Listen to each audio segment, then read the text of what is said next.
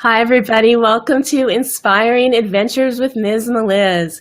I'm Melissa Reyes, and tonight I have the pleasure of having my guest with me, Jean Walters. She's the author of Be Outrageous, Do the Impossible. Others have, and you can too. Welcome, Jean. Hey, I'm so glad we did this. This is wonderful. Thank you. Oh, me too. If you all have no idea how much this lady has gone through to be on with me, and I am just so pleased. But I think that should be the theme of our discussion.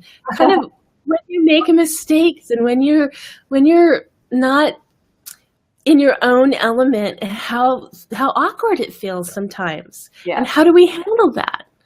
I think that's a great way to start when you're ready. You know what? I am ready. And I think the thing is, we're always in new places with new people, and we can get completely sucked in with all that and go crazy. But I think the thing I can just tell you, wait a minute, he's very persistent. I can tell you that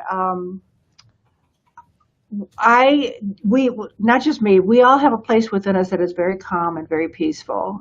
I call it the center, my center. But I decided long ago that I'm going to live there in that place of quiet and centeredness. And so when things come up, I just stay there, and then I become more the observer. So when you're observing a situation, you're not in it. So you can observe it and go, wow, this is going on and that's going on, and I get to decide what I want to do. And even if it's your own situation, you can become the observer in it. in fact, you really, at some point, we all need to know how to do that, because being the observer well, it connects us with spirit. It connects us with our inner core. So we want to be able to observe and then decide, what we want to do from there. But I think what happens most of the time is people react. And so something happens, and they're mad or they're sad or they're whatever it is, instead of just going, I can choose my reaction to this. So an interesting thing, whenever I'm driving and I notice that people get a little crazy and they're, passing or whatever, I make up a story for them, like, well, they're on the way to the hospital, they're having their first child or something, Well, everybody has their reason for being in a rush or not. I don't want to be mad at them. I don't want to be mad at them.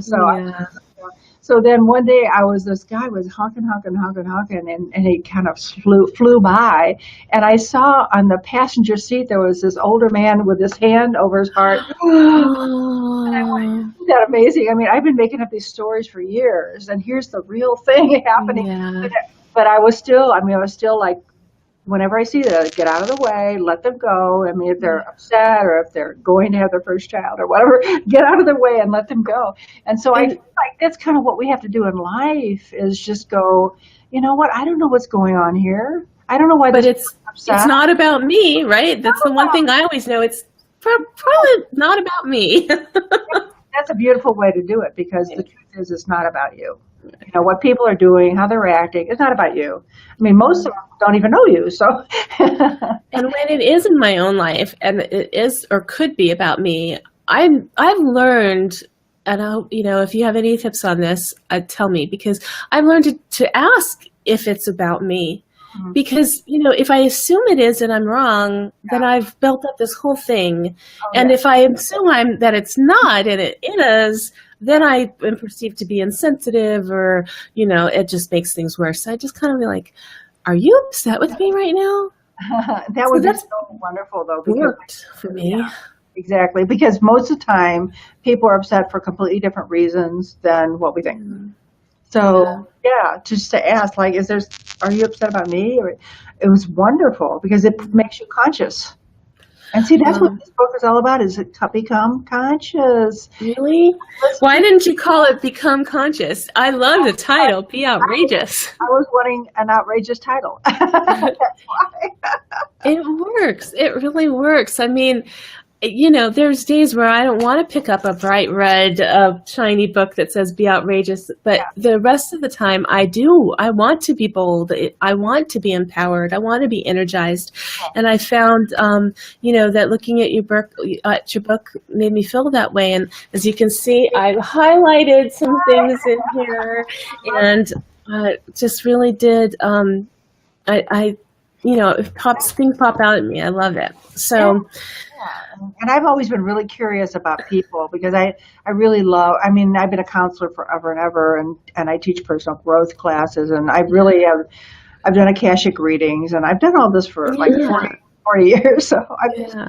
anyway, but I was just always interested in people and their stories and how they got there and what had motivated them and what excites them. And I mean, to me, that's just so interesting because everybody's got a different story. It's so true. Just as a matter of introduction, for those of you who don't know Jean Walters, she's an internationally known teacher, transformational coach, and getting that echo. Do you hear it? No, I don't. Oh, good, good, good. Okay. She's an internationally known teacher and transformational coach, and how do you say that? Akashic? It's a Sanskrit word, Akashic reader. Yeah, I don't know Sanskrit. Yeah. Most, Yeah, most people don't. But she's the Akashic record reader, which is equivalent to psychic, whose designs and presents classes and workshops in empowerment, meditation, building communication skills, universal laws, dreams, interpretation, strengthening intuition, and creating spiritual connection for many organizations. It goes on and on about all the different types of organizations and colleges and spiritual groups that she's worked with. And she writes for numerous major newspapers and publications.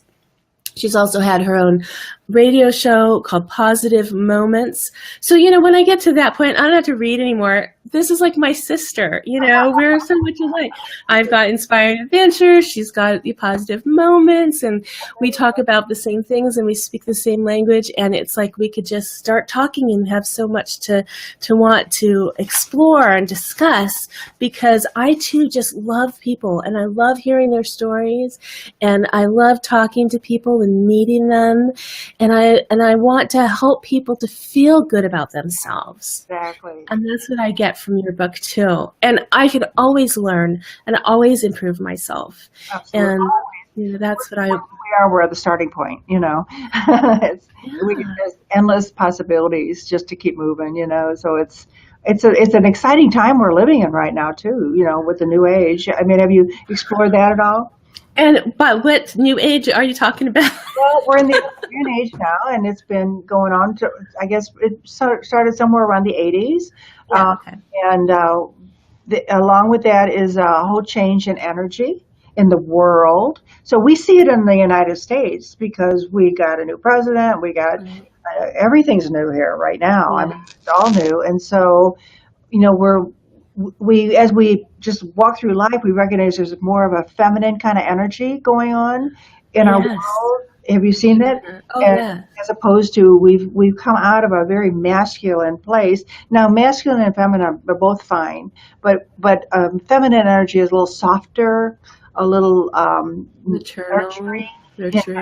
Kind, yeah. And so that's the kind of energy that the world is beginning to adjust to, and it's going to take a while for us to completely adjust to it because it's so new, and we have been used to being aggressive and going after everything, and if you don't like me, I'm going to hit you or something, and the feminine energy doesn't respond that way. So, right. Yeah, we're in a good time period, and we're all learning to adjust to it. So it's exciting, I think. And time periods, you're talking about like huge lengths of time when we're thinking of our lifetime. You were really talking about a lot bigger lengths of time. Yeah, right? I'm talking about 1,000. Like this period is 2,000 years, right around 2,000 years. So we're just getting there, and the beginning is harder because it's new. Like you were talking earlier, you're in a new situation. What do you do now? And if we're trying to operate from our old self, it tends to not work very well, And so we're having to learn how to respond to things differently. So, what we're talking about in that book, though, is really connecting with that part of you that is so unique, and is just every person has something that they're here to just be and do. And it's kind of like, I think of it like an orchestra where, everybody has, like you're playing the violin and I'm playing the flute, and everybody has a role to play. And then if I play the violin and you're playing the flute, then we're out of whack. You know, we're just not in sync. The orchestra doesn't sound very good. So we're in this book. I'm really talking to people about what is their unique quality that they're bringing into this lifetime, and how can they use it well so that they're having a great time, number one, but also really bringing their gifts to the world. Right. The steps to squash struggle forever. And I think it's an interesting way of putting it, because there's always going to be some kind of struggle. But if you have those tools, then you're always ready to deal with it. Yeah. The idea of struggle is very egoic. It's the ego that thinks, Ego, yes. right. The true self, or who we are, that quiet place within, is not ever struggling. There's no struggle. So if we can learn how to be quiet and listen and go, what is this about? Because we make assumptions, you know, like a funny story was, I was at the park the other day walking, and I realized my keys, which I wear on a bracelet, fell off my wrist. And so, yeah, to my car. So I ran back to try to find them, and I couldn't find them anywhere. And so I had to call a friend to come and get me, and so forth. So I'm saying, what is this about? What is this about? Why did I lose the keys? What kind of keys am I missing? What's the key? What's the symbol of? So you also wrote a book on symbology, right? Oh, so you look into the signs of things. Why am I ask these kind of questions? You know? So I've been also writing a new book called, well, I'm going to tell you what it's called in a minute. So I woke up at 4:30 the next morning, and here's what my voice said: the keys to the kingdom, principles and techniques to achieve self-mastery. That's my book.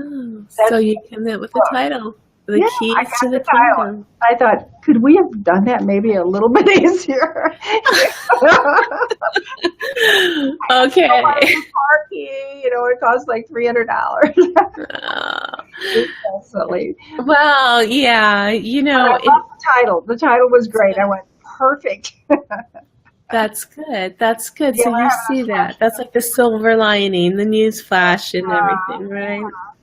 So I'm sure you had that too, where you had just a flash, and you know, okay, this is what I know I'm supposed to do today, or yeah. I just had that one. Or I just had a situation where the other day I was feeling really out of sorts and kind of funky and emotional all day. My husband's looking for work. He was laid off a while ago, but he took some time off. He had a big severance, and he took some time off, but now he needs to find work. And so I started thinking in too much of what's going to happen if this doesn't happen. You know, starting playing it.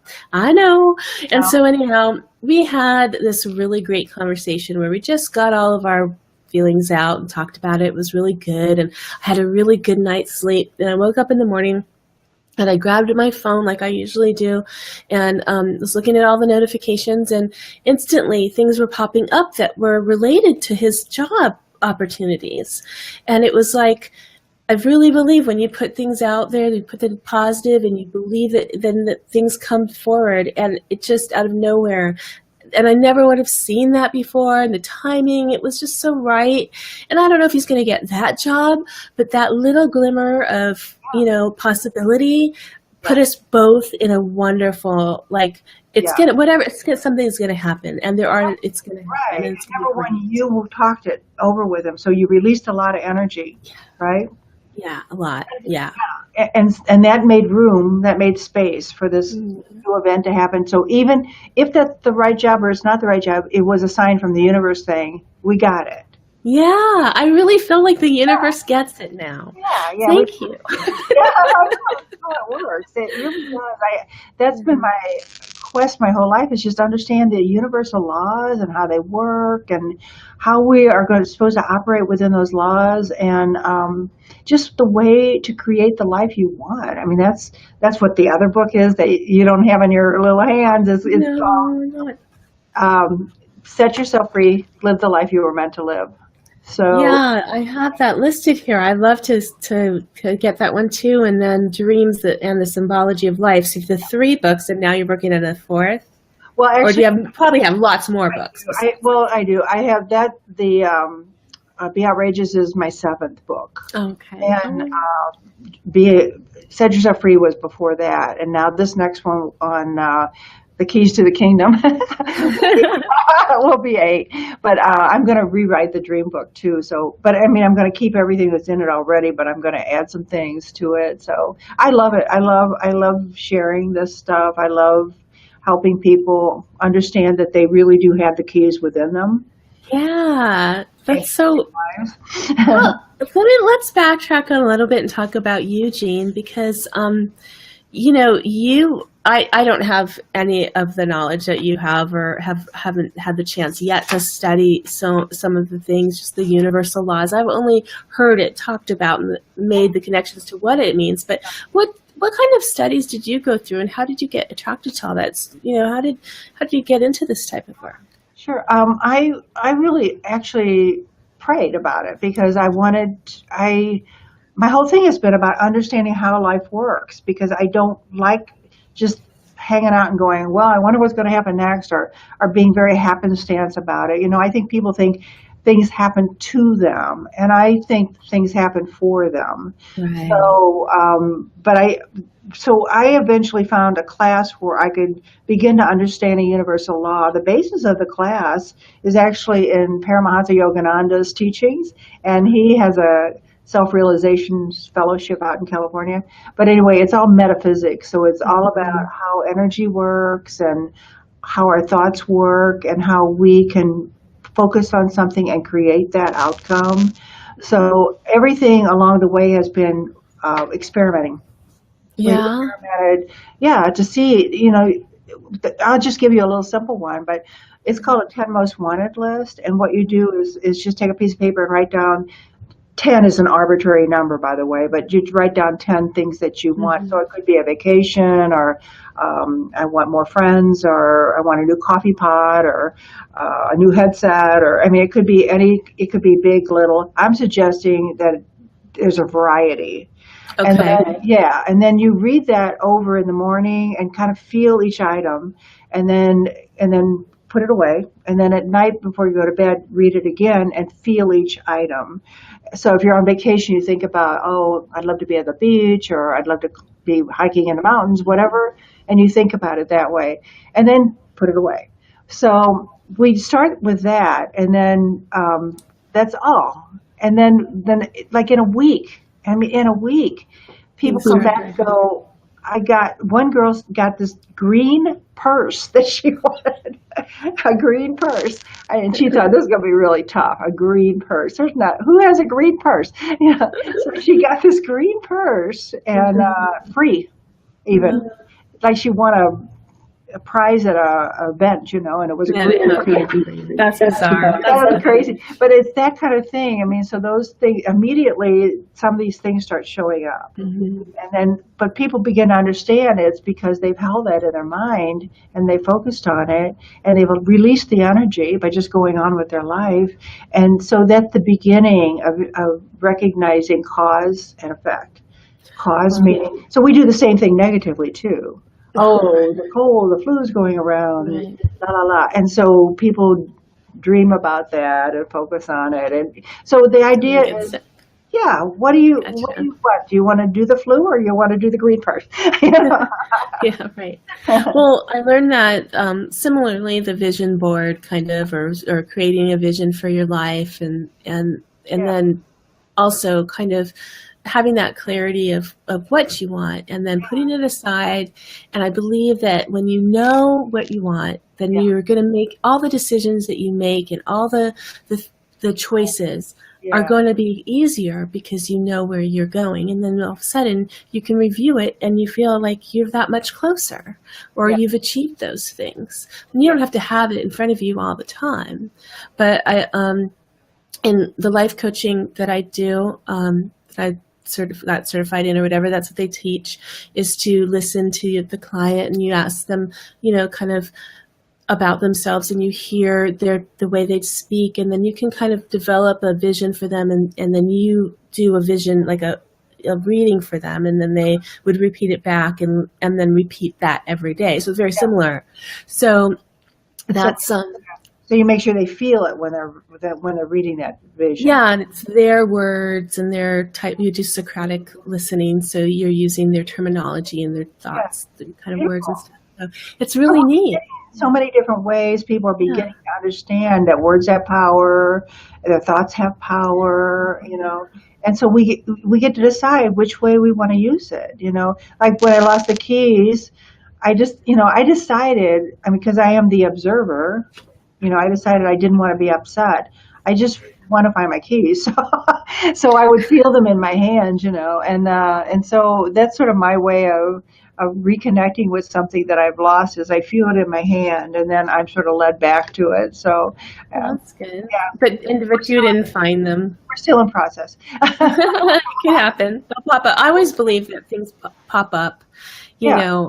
and they'll come back to you, and they usually do. It's Oh, so yeah. strange. Oh, yeah. There's a question here. Can find yourself be on your list? Oh, sure. But where are you? Right here, right here, right now. Yeah. Myself. Maybe what would happen is you'd be led to a teacher or a book or a mentor or a class or something like that will begin your process. Because I think the first thing we have to do in finding yourself is just getting quiet. We got all this chatter going on.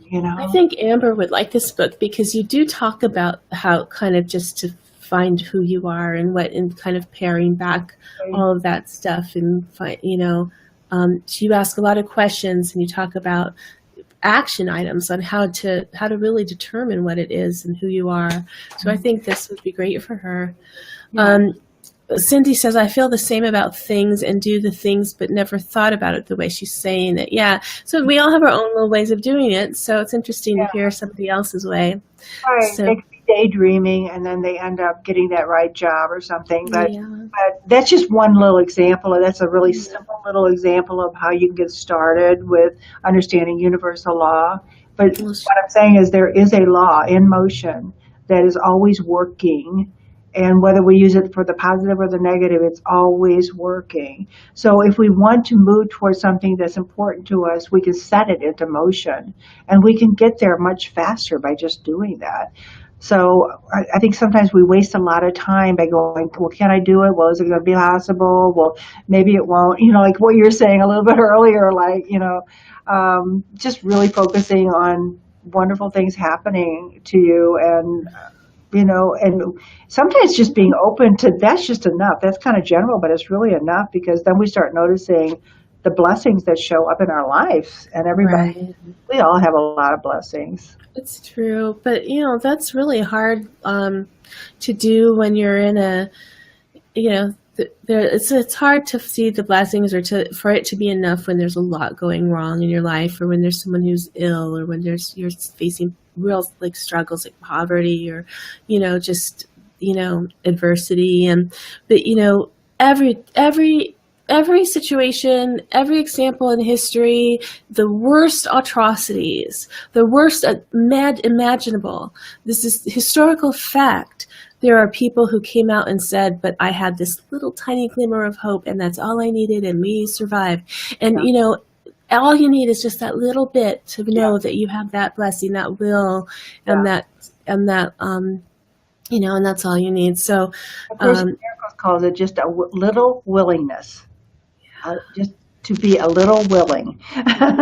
just a little bit. A little That's willing. all you need. And the Bible says if you have the faith the size of a mustard seed, Yeah, the tiniest seed. and you have that much faith, it can happen. Because I think in that moment we're clear. And that's what I would say is when we're clear, we will get it. We will have that. The outcome will come. I'm really glad that you brought that up because not the being clear and the mustard seed, but what you reminded me is that you combined your faith in God and your knowledge of the Bible and religion with all of these other ways of, what some people would say are not religion, And so how have you dealt with that throughout your life? Well, I don't consider myself religious, but I do consider myself very spiritual. And I've always been looking and searching. I've read, the Bhagavad Gita and the Vedas and a lot of Got a bit of boo. What? Not familiar. it's an Indian holy book. And Okay, thank you. and I'm studying the Course in Miracles now. So I've kind of gotten into all of that and read about the masters and read some of their work. So, but the point for me is that I just want to know truth. And sometimes I think we're taught dogma, and I don't think dogma is truth. So it's for each person to kind of, I think about it as just getting through the jungle. We have to kind of pull aside the weeds and find our own path through the jungle. Well, what is truth? Truth to you is like what you can prove or what you can feel or what matters? Well, in my definition, truth is how it works. And so, when we say God is love, that is truth for me. That's a knowing, because when I meditate, I experience God as love. So I think that we really need to be our own researchers, and we need to kind of discover our own way. But I would challenge anybody to meditate and really learn how to connect with that deeper inner voice, and then that's what will guide them toward truth. So absolutely. And I feel like even if you say listen to your heart or listen to your inner voice, I mean, you have the answers. That's right. And just have to listen. Yeah, you have to listen, or you don't have to listen, but you always must if you do. It helps if you do, or I don't know.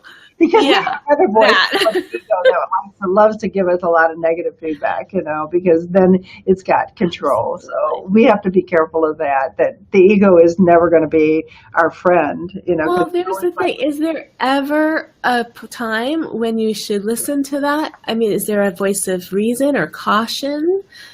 But that's not the ego. That's not the ego. The ego, the ego is that part that's wants to believe we're separate from God and we're separate from each other. I just love how you explain things. Yeah. And so sense. Let me explain it this way then. There's three parts. There's the ego, and it's usually the negative, like you can't do it, it's not going to work, and I don't know why you're even thinking you can. And then the second part is the true self, and that's very empowering, and that's one like, oh, what a great idea, I'm going to go do that. That's going to work. I'm going to figure it out. I'm going to make it happen, Yeah. And then the other part is just the observer. So, or the decision maker. So we have this decision maker within us. I call it the I am. And we can observe the ego coming in, and we can observe the true self coming in, and we can decide, do I want to listen to that or do I want to listen to that, So we have both of those, and our decision maker is the one that decides. That's why it's important to learn how to observe your thoughts, so you can decide. So it's not just a little devil and a little angel on our shoulders. That's another way to put it. No, but there's also that equal judge or whatever, that equal voice of reason saying, to the decision maker. I like that. And people say this all the time to me, like, but Jean, I'm a realist, and I always laugh at that because, like, so your realism is the part. This is oftentimes what they're saying. Their realism is the part that says, well, I won't be able to do that. I think that's not very realistic. That's really interesting. So, one of the things that I just have highlighted in here is there's some awesome statements, but forget the idea of being perfect and accept that everyone, including our greatest heroes, are flawed, period.